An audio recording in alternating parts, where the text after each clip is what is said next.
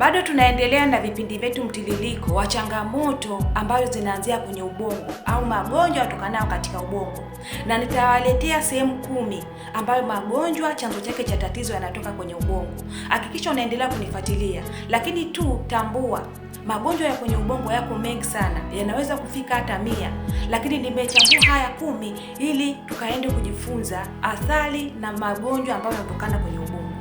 Na tunapoongelea ugonjwa wa ugonjwa wa mshipa kuvuja kwa damu, mshipa kwenye ubongo kuvuja kwa damu ni pale mshipa unapopasuka na kufanya mtiririko wa damu, na inapoenda kufanya mtiririko wa damu, ina maana kwamba damu inakuwa tofauti na vile mpangilio.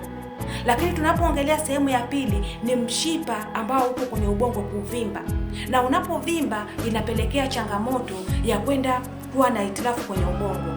Na utajuaje kama mtoto ana changamoto hii? Ni pale anapokuonyesha maumivu ya mara kwa mara ya kichwa, na hata anapopata matibabu, hata anapopata dawa za maumivu, hiki kichwa kinakuwa ni ngumu sana kutulia na kichwa chake kinajirudia mara kwa mara.